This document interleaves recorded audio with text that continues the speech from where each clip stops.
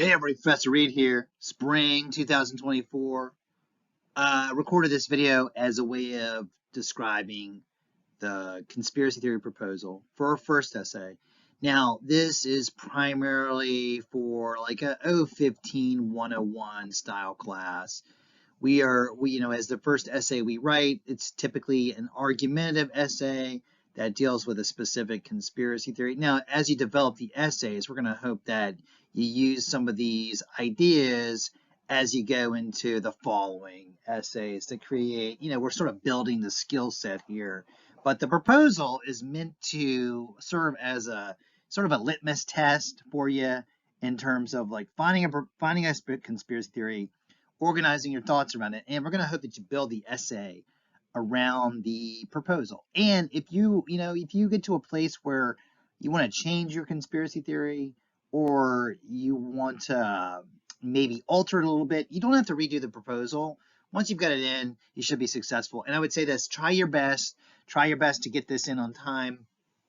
As with anything, it has some points that get deducted if it's late, but this assignment isn't like, it's not going to bury you in terms of the grade, but it is sort of an indicator of things as we move forward. And we're going to hope that this is going to lead you real successfully into the first essay.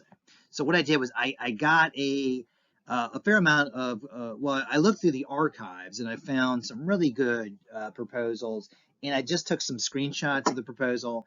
Now, some of them, or I put the whole thing in there. Other ones, I sort of summarize them. But what I'll do is I'll sort of walk you through it. And I have the rubric for the proposal. Now, as with all my rubrics, I have it based off of a point system, and you want to make sure you get all the points for it. And a thing to note as well, we interact with MLA citation, and that could be, something that could be a little bit on the dry side for certain students, and definitely something that is probably not the most interesting lecture, although I find it pretty fascinating.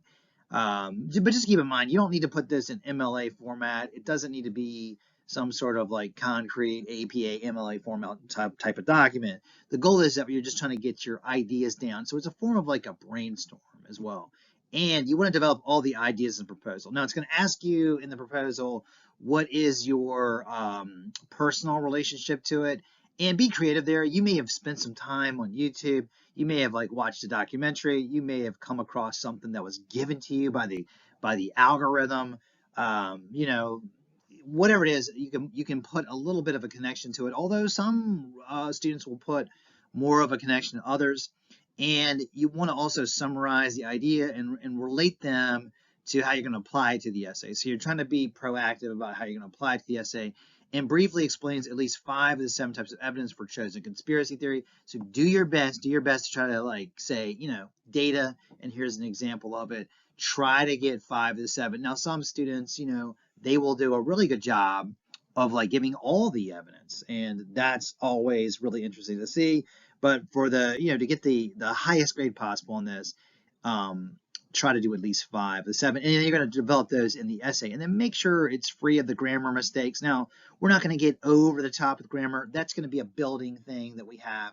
And towards the end of the semester, we're going to go over the editing process, but be aware of some of the grammar mistakes. We don't want to have run-on sentences or fragments, what have you, or comma splices, but just keep that sort of in mind. I want you all in the class to have fun, enjoy the writing process. I want to take it from something that you see as, maybe not the most exciting thing to something you really enjoy. And I think conspiracy theories across the board give students to write about something really they enjoy. And the ones I found and I captured are some of the more interesting ones, and 2 are actually in the sports realm. So we'll talk about that.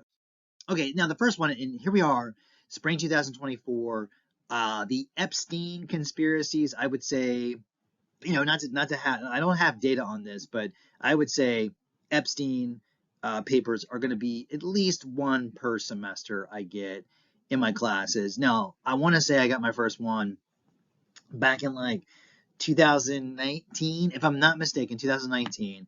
And from there, there's been just a series of events that have occurred. And I would say this, it's one of the more troubling conspiracy theories that you can look at. And here we are in 2024. more and more information is coming out about the the idea of Epstein and what he was up to and some of the people that he was working with. And they released a list of, I want to say his flight log. Don't quote me on this. I'm not an expert on this. I'm not like I haven't triple checked these, but there were some really you know big name celebrities and influencers that were on the list. Ironically, Stephen Hawkins was associated with the list. Now, once again, conspiracy theories, I think, across the board can be very harmful for people. I think a good example of that is the Sandy Hook conspiracy theory, where people were accusing, people who had lost, individuals and families that had lost members at a very young age in a tragic event. They were accusing them of being part of some massive conspiracy theory. So they can be very damaging, across the board. So we want to be very, very responsible as we talk about these. But the Epstein conspiracy theories, it's a complicated thing. And just to be, direct about it, it gets into this sort of political space, which I had a librarian come in and we looked at some data on that. I can't remember what year this was, maybe 2020. And they actually said that people believe that it was sort of like across the political spectrum at the time, which in 2024 and going back for a while, we've had this really like massive political spectrum divide. Anyway, Epstein has, quote unquote, I have air quotes here, connections to all sorts of powerful elite people. Prince Andrew, if I'm not mistaken, was defrocked. I don't know if that's the right word. And then also in the photo here, it has Bill Clinton and it also has Donald Trump. And that's also a photo of Epstein as well. So the conspiracy theories around Epstein are mass, they're a mass of different ideas. Who he was associated with. Did he have connections to certain secret organizations? Was there a cover-up? Was his death some sort of suicide? And unfortunately or fortunately, if you look at it, the conspiracy theories incorporate a lot of different, political ideologies. I think that's sort of a driving force for it. So just a terrible, terrible events. Now, what the student did was they explained why they chose the conspiracy theory of Epstein. One little typo there, but that's something that we want to be aware of. And they did a really good job of explaining, what was the reason why, the rationale for why they chose it. Now, like I said, 2024, here we are. This was pretty massive news across the board, and really good job of putting the links in there. Now, some of this can be, very graphic with the Epstein conspiracy. As tragic as a figure as he is, he was trafficking, a lot of primarily women that were involved with this. There was a court case, and his associates were put on trial. And if you're familiar with the conspiracy, he, died within I want to say a New York correctional facility. And students did a really good job. And you can see here, just as like a note for yourself as you make the proposal, summarized the reasons why he chose it, and breaks down the links and gives a very brief summary of it. And really good job with the 5 types of, he got 5 of the 7 types of evidence. And he has a personal story about being a victim himself, which is so tragic that people would have to experience that, but really related the information there. Now, the one of the challenges of the Epstein conspiracy currently, 2024, and other conspiracy theories is that they're ongoing. And I would say this, rarely does a conspiracy theory sort of have an end to it.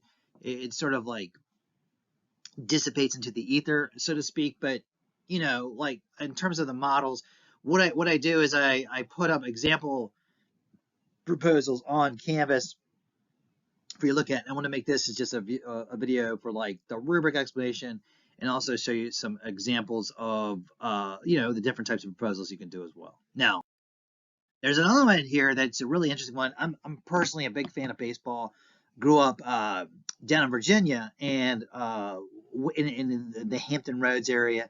Now we have a farm team there called the Tides, and they were associated with the Mets for a long time. And then over time, I want to say the Tides are the Orioles affiliate down in Norfolk, Virginia, um, and a big part of like that regional area.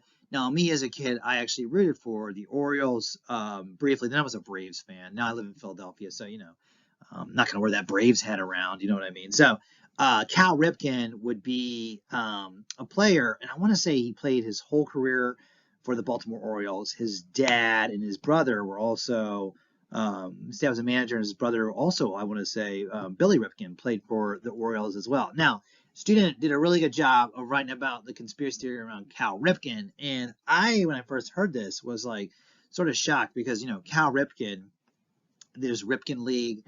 He's very involved with like all sorts of stuff, and seems like a very upstanding guy. And once again, we're not saying these conspiracy theories are true. They can be very dangerous, right? Very dangerous conspiracy theories. But if you're familiar with his career, they called him the Iron Man. I want to say that was also Lou Gehrig's nickname as well. But basically, I don't quote me on this, but I feel like Cal Ripken beat Gehrig's consecutive games that were played. Now, the conspiracy theory is a little graphic, right? But it goes into really good list of like sources here for this. Student read about how they enjoyed watching baseball, and just a huge fan of it. And they talk about how in Cal Ripken's run for the Ironman, for the most consecutive games played without missing one, they had a power outage that occurred, and it was a way of preserving the streak. And it gets into the discussion about Kevin Costner and some sort of graphic, once again, rumor mill. We're not going to believe this to be true. But the student basically talked about that. And it's one that I didn't know. It's a little bit more obscure, but there are, and I'll show you this. What I really liked about this, you can see it at the very bottom, but the student mentioned about the Orioles and the Pistons losing a game as well. So there's also the power outage that happened in one of the Super Bowls. I want to say that was the Ravens versus 49ers with Kaepernick. If I'm not mistaken about that, there was the power outage there, and a ton of conspiracies came out about that one. So this was really, really good one. It took a more obscure conspiracy theory and really well done with this, and one that's not been done so much in the past. And being a sports fan, I thought it was a really good job with that one. Okay. And the next one I have, and I'm going to try to keep this, shorter video, but is about Atlantis. Now, Atlantis, from what I understand, I sort of associated with like certain movies. I want to say Little Mermaid is sort of set in Atlantis area, and it's something that is a city that was under the ocean. Now, once again, not an expert on this, but if I'm understanding the sort of conspiracy theory, is that Atlantis as a civilization existed, and that there was sort of like this cover up, or was sort of forgotten. Now, in my 200 level classes, I've actually had a paper on Atlantis, and people that believe it's like a form of conspiracy, well, like a discourse community, and really well done with that. And I want to say writers like Plato and some of the more antiquities-based writers believe that there was a conspiracy about it. And the student did a really good job of, oh yeah, there it is. They mentioned Plato, and they used Wikipedia. They got some source material, and this is complicated because I think I would have thought, historically, if you asked me like 5 years ago what was Atlantis, that there maybe been this like underwater civilization. But the way I understand it now was there was this civilization, and they were considered like very advanced, right? They're a very advanced situation. And I want to say some folks have looked for it over the course of history. It's been this sort of endless fascination for people, and they ended up doing a really good job of like breaking down the specific conspiracy theory. And all of we got 1, 2, 3. Yeah, they got the different types of evidence, source material.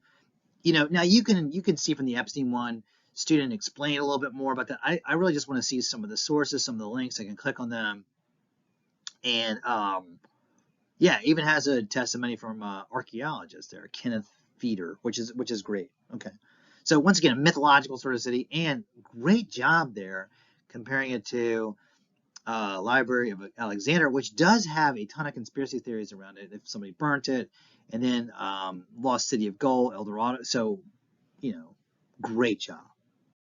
And then lastly, we have this really interesting sort of conspiracy theory. Once again, in the sports world. Once again, another themed of baseball conspiracy. But the idea was that Michael Jordan, arguably the best player to ever play NBA basketball, although there is the LeBron James camp as well. But he, at sort of the peak of his career, he decided to go play minor league baseball for a Chicago White Sox affiliate. No, I don't think he ever played a game in the Major League Baseball, but don't quote me on that. I want to say he stayed in this minor league affiliate. And the conspiracy theory is that Jordan had accrued such a high amount of debt that he had to go do this as almost like sort of a penance for betting on games. And student looked at this one. I've had a few students mention it before in class, but I've never had anybody write about it. And they did a really good job. And I just took the screenshot here of like their write up about the factual information. They did a whole thing on like why they chose it and that sort of thing. But they go into like his gambling debts. Now I want to say that like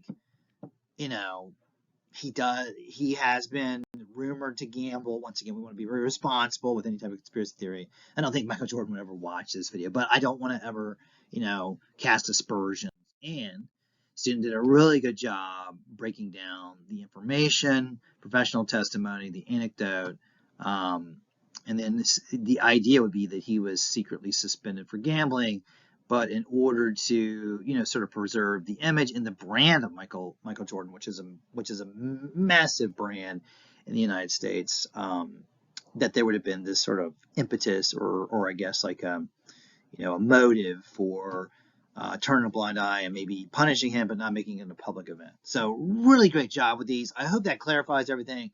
And once again, if you need anything, email me, and then we will talk soon.